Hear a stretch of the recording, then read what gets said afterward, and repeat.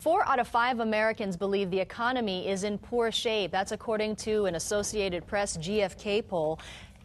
36% of Americans call it very poor, which is a new high for this poll. So is the economy really this bad? Joining us this morning is Carl Bonham, the executive director for the University of Hawaii Research Organization, to talk about the state of the economy.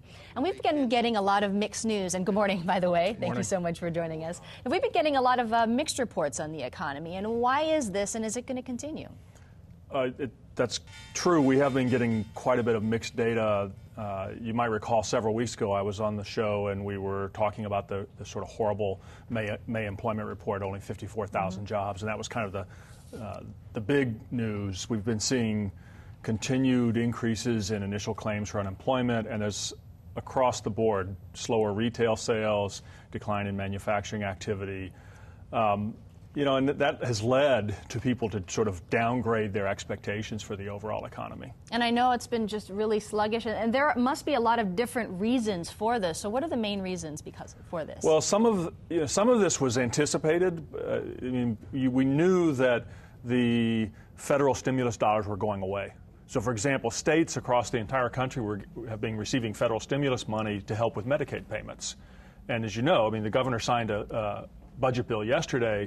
State of Hawaii, just like almost every other state in the country, is facing severe budget problems. They're cutting back, right? So that cutting by state governments has been slowing the U.S. economy. So that was kind of expected, right?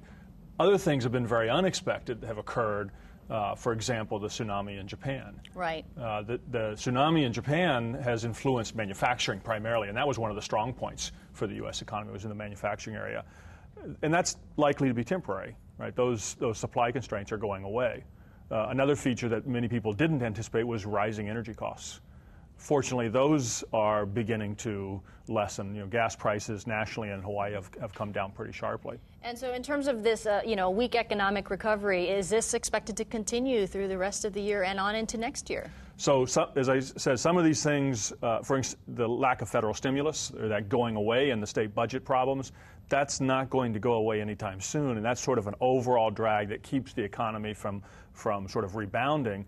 Some of the other items like energy prices and the supply disruptions are more temporary.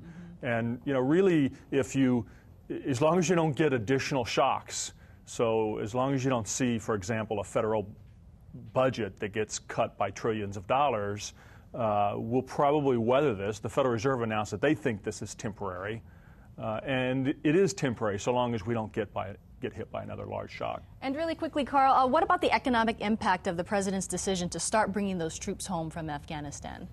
I mean, one impact nationally is starting to cut back on federal spending, right? And that federal spending can be used elsewhere.